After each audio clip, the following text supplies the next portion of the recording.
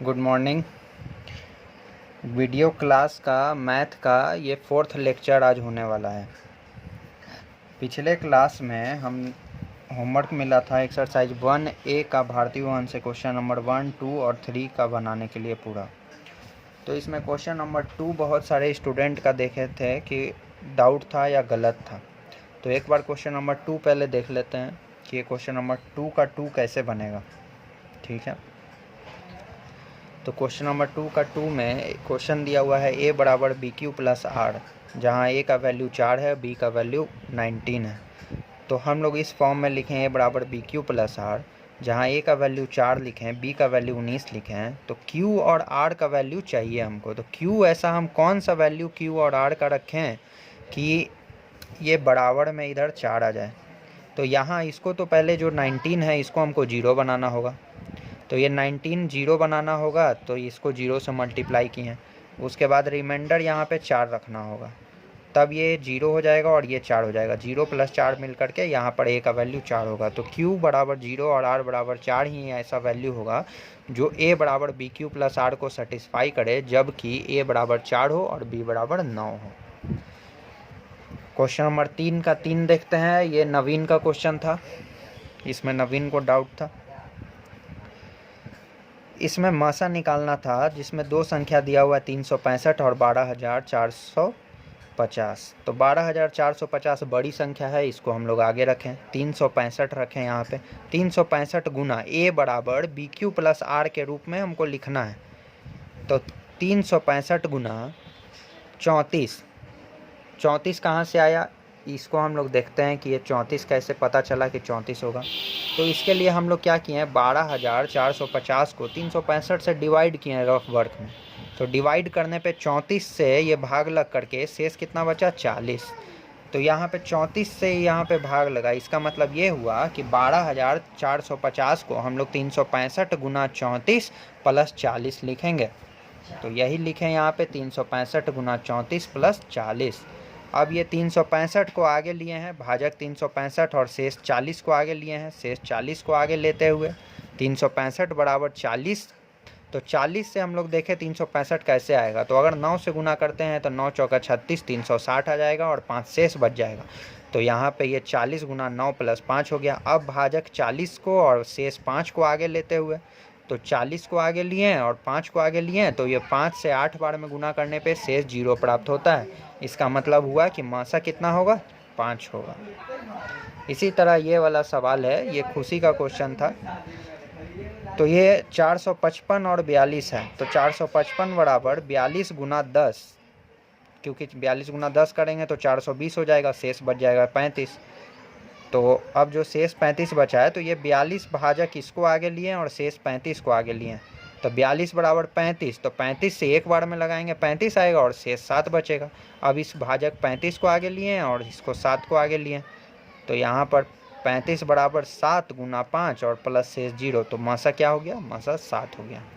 तो ये रहा पिछले होमवर्क का जो डाउट रहा स्टूडेंट लोग को, उसका। तो होमवर्क के डाउट के लिए आप लोग एक तरीका ढंग से थोड़ा समझ लीजिए कि क्या तरीका होता है। तरीका ये है कि जब होमवर्क हम देंगे तो आप लोग उसको बनाइए और सभी लोग अपना अपना सॉल्यूशन जो आप लोग फ़ोटो क्लिक करके ग्रुप में डालते हैं उसको डालिए, उसमें कोई दिक्कत नहीं है।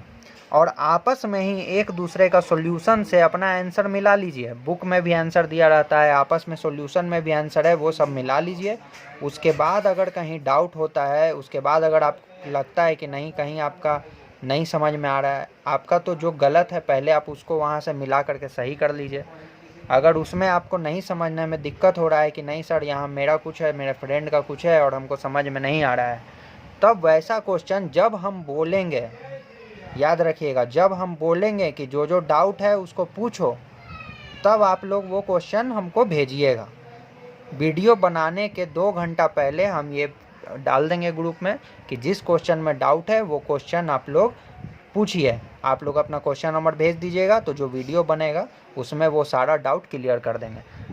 ये हमेशा आप लोग 24 घंटे 24/7 कोई भी आपके लिए अवेलेबल नहीं रहेगा। तो ये आपको आपको आदत बदलना होगा कि आपको जब मन किया तब आप पूछ दिए कि सर ये क्वेश्चन में डाउट है, उसको होल्ड करके रखिए। जैसे कोचिंग में पूछते थे कि एक सर का टाइम होता था, सर आएँ तो आप उनसे पूछें कि हाँ सर ये वाला क्वेश्चन में डाउट है, तो उस तरह से टाइम यहाँ पर फिक्स रहेगा और उसी टाइम में आप लोग सवाल कीजिएगा। तो अब नेक्स्ट कॉन्सेप्ट हम लोग पढ़ते हैं।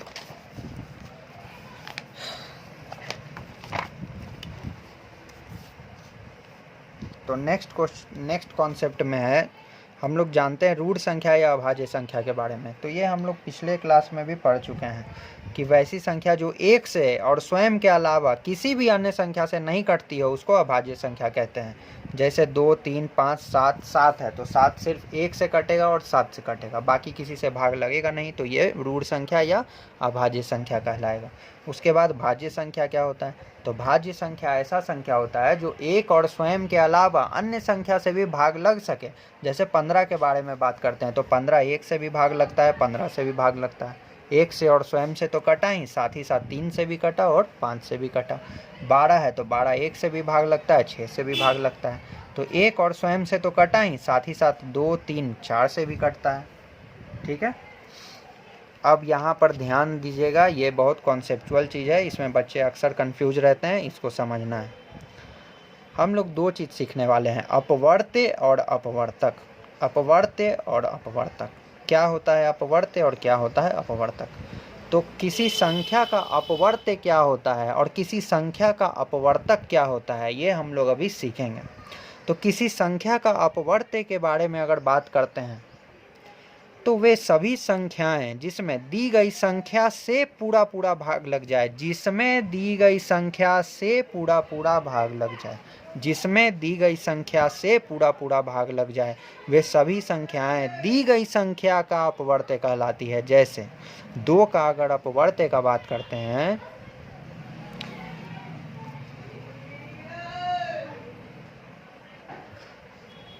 तो 2 का अपवर्त्य का बात करते हैं तो देखिए यहाँ पर 2 का अपवर्त्य पहला 2 है, क्योंकि 2 में दी गई संख्या मतलब 2 में दी गई संख्या से 2 से भाग लग जाएगा। 4 है, 4 में दी गई संख्या अर्थात 2, 4 में दी गई संख्या से भाग लग जाएगा पूरा। 6 है, 6 में दी गई संख्या अर्थात 2, 6 में दी गई संख्या से पूरा भाग लग जाएगा। 8 है, 8 में दी गई संख्या अर्थात 2 से पूरा भाग लग जाएगा। तो वे सभी संख्याएं, ये सारी संख्याएं जो 2 से भाग लग जाए, इन सभी संख्याओं में 2 से पूरा भाग लग जाएगा, तो ये सभी संख्याएं 2 का अपवर्त्य कहलाएंगे। इसी तरह 17 के बारे में बात करते हैं तो ये सभी संख्या जो आप लोग देख रहे हैं 17, 34, 51, 68, ये सभी संख्याएं, इन सभी संख्याओं में 17 से पूरा भाग लग जाएगा, शेष 0 बचेगा, तो ये सभी संख्याएं 17 का अपवर्त्य कहलाई। इसी तरह 15 का अपवर्त्य का अगर बात करते हैं तो 15 है, 30 है, 45 है, 60 है, ये सारी संख्याएं, इन सभी संख्याओं में 15 से पूरा भाग लग जाएगा, तो ये सभी संख्याएं 15 का अपवर्त्य कहलाएंगे। 15 का क्या कहलाएंगे? अपवर्त्य कहलाएंगे।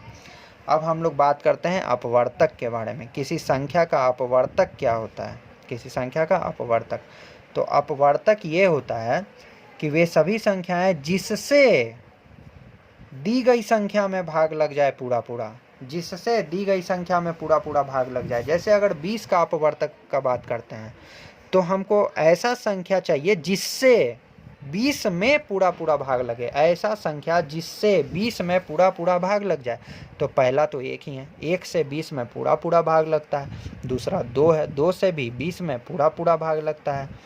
4 है, 4 से भी 20 में पूरा भाग लग जाएगा। 5 है, 10 है, 20 है। इसके अलावा और कोई संख्या ऐसा नहीं होगा जिससे कि ये पूरा भाग 20 में पूरा भाग लग सके।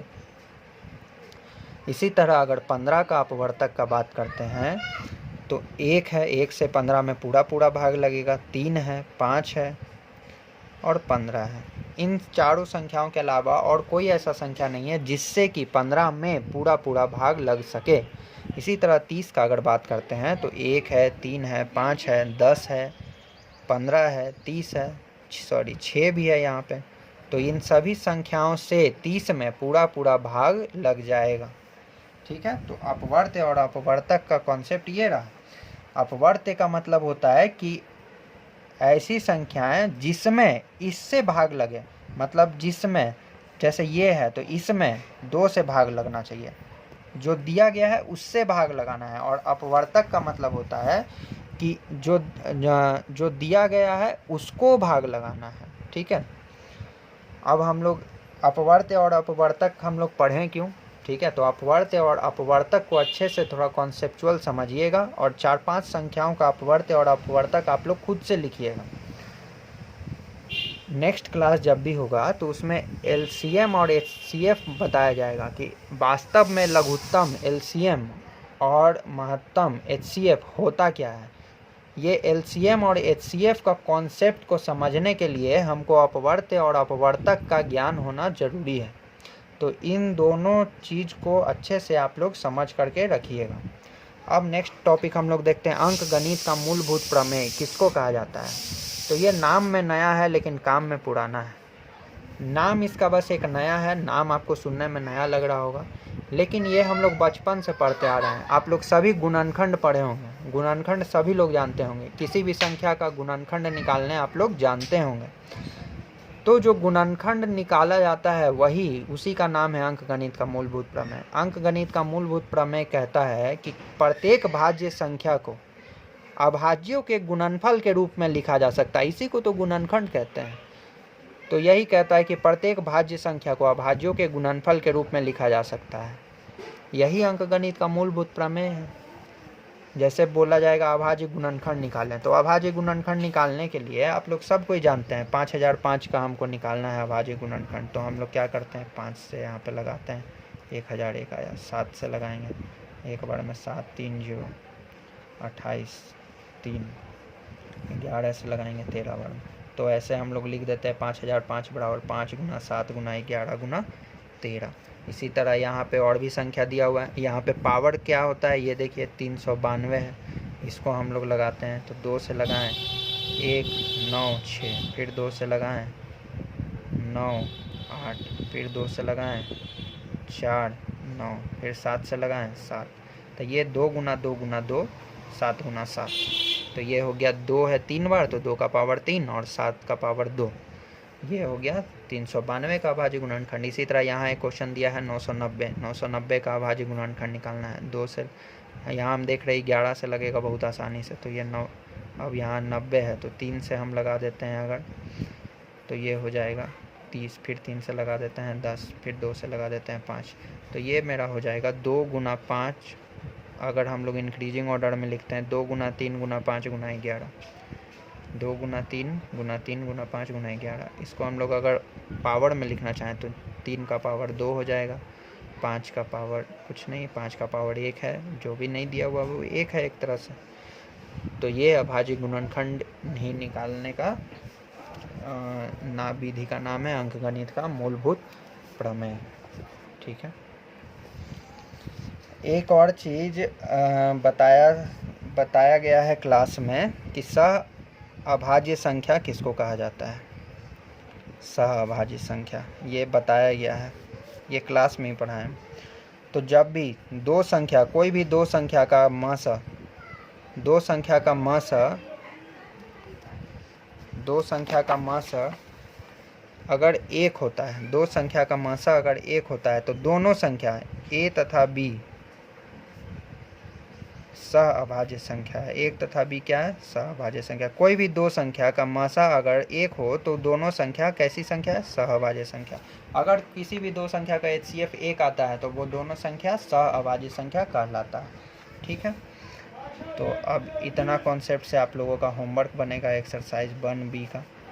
क्वेश्चन नंबर 1 बना लीजिएगा पूरा, क्वेश्चन नंबर 2 बना लीजिएगा, 2 में 2 क्वेश्चन है दोनों बनेगा। क्वेश्चन नंबर 3 बना लीजिएगा, दोनों बनेगा। ये 3 क्वेश्चन आप लोग का होमवर्क है। और इससे रिलेटेड जो भी क्वेश्चन भारतीय भवन में दिखता है, सॉरी BTBC में दिखता है, वो सारा क्वेश्चन आप लोग बनाते जाइए। BTBC का किताब अभी मेरे पास नहीं है, तो उससे हम क्वेश्चन का नंबर नहीं लिख पा रहे हैं। आप लोग खुद से देखिए, जो क्वेश्चन उससे मैच करता है उसको बना लीजिए। और जो समझाए हैं उम्मीद है आप लोग समझ गए होंगे, जो पढ़ाया गया है वो भी, और जो होमवर्क से रिलेटेड या डाउट से रिलेटेड जो भी इंस्ट्रक्शन है वो सब आप लोग अच्छे से समझ गए होंगे उम्मीद करते हैं, और आप लोग उसको फॉलो करेंगे ये भी उम्मीद करते हैं। Thank you.